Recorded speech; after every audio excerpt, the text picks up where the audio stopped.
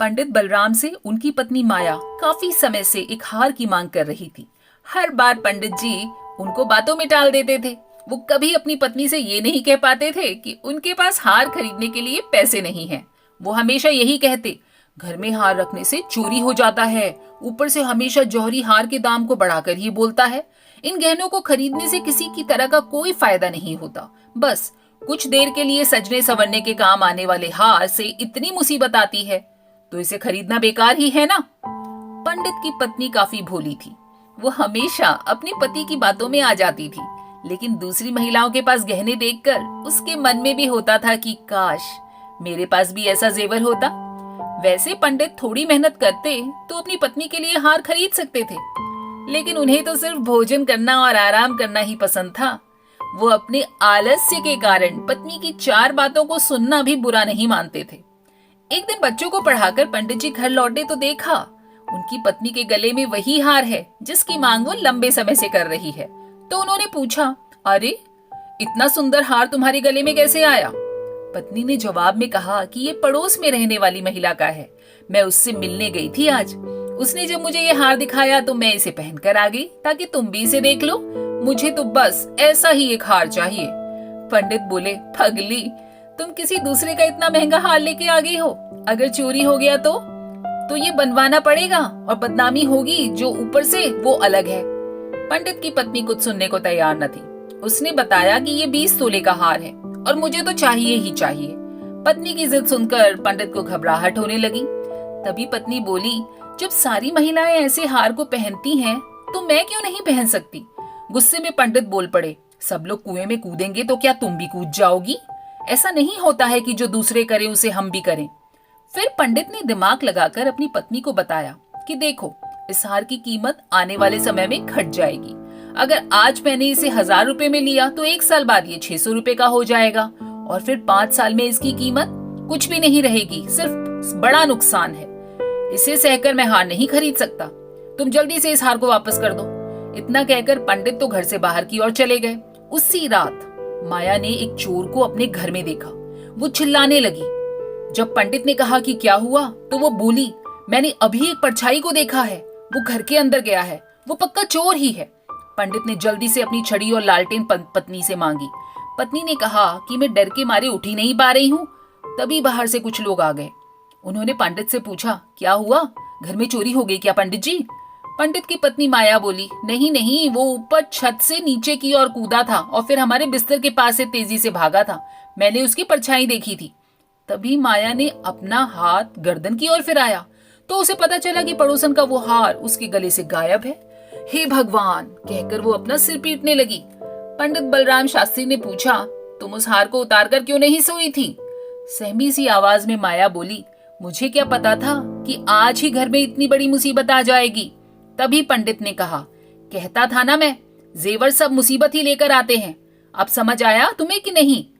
पंडित के पड़ोसियों ने तब तक पूरा घर छान मारा, लेकिन कोई चोर नहीं दिखा। छत पर भी देखा, कुछ हाथ न लगा। एक पड़ोसी बोला, लगता है किसी जानने वाले ने ये काम किया है। दूसरे पड़ोसी ने कहा, देखो, घर के लोगों द्वारा बिना बताए किसी को कुछ पता नहीं चलता। हार के अलावा और क्या चोरी हुआ है वो देखकर बताइए। पंडित की पत्नी माया बोली, सब कुछ तो सही ही दिख रहा है। संदूक भी बंद है और बर्तन भी सारे घर में ही हैं। उस चोर को पराये लोगों का सामान ही लेकर जाना था। मेरा ही कुछ ले जाता। वो गहना ले गया जिसकी मैं मालकिन ही नहीं थी। अब हार का मजा आ गया ना तुम्हें? कितना समझाया था, लेकिन तुम्हें कुछ समझ आए तब ना बात बने। तंज मारते हुए पंडित ने कहा। माया बोली, पूरे 20 तोले का था। अब कह दूंगी उसे कि चोर ले गए। जो लेगी हार के बदले ले ले। पंडित ने झल्लाते हुए कहा कि तुम्हें बदले में हार ही ना देना पड़ेगा। पत्नी ने पूछा कि इतना पैसा तो है नहीं, इसका इंतजाम कैसे होगा? पंडित बोले, कुछ ना कुछ तो करना पड़ेगा, नहीं तो बदनामी होगी। तुमने उसका गहना रखकर बहुत बड़ी भूल कर दी। माया ने दुखी होते हुए कहा कि मेरा तो भाग्य ही खराब है। दूसरों की चीज गले में डालकर मुझे जाने क्या सुख मिला था कि मैं उसे पहनकर ही सो गई। उसके पति ने कहा, अब खुद को दोष मत दो, देखते हैं कुछ ना कुछ तो कर ही लेंगे। पड़ोसी से कह देना कि जल्द ही उनका हार उन्हें मिल जाएगा। इतना कहने के बाद पंडित सोचने लगा कि आखिर ऐसा क्या करे कि उस हार की कीमत का पैसा जुट जाए। उसके बाद पंडित ने अपने ज्ञान से धन कमाना शुरू कर दिया। पंडित को उस हार की रकम चुकाने की इतनी चिंता थी कि उन्होंने दिन में सोना तक छोड़ दिया। बच्चों को पाठशाला में पढ़ाने के बाद वो श्रीमद् भागवत की कथा करते, फिर लोगों की कुंडलियां देखते। इतना करते करते देर रात तक जागते और फिर सुबह पाठशाला में बच्चों को पढ़ाने के लिए चले जाते।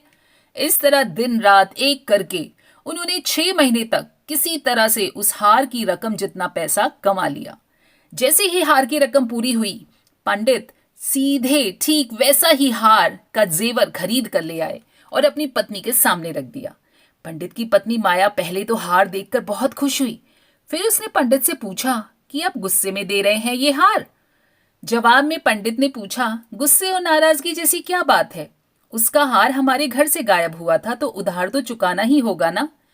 इतना सुनकर पंडित शास्त्री की पत्नी बोली, नहीं पंडित जी, ये उधार नहीं है।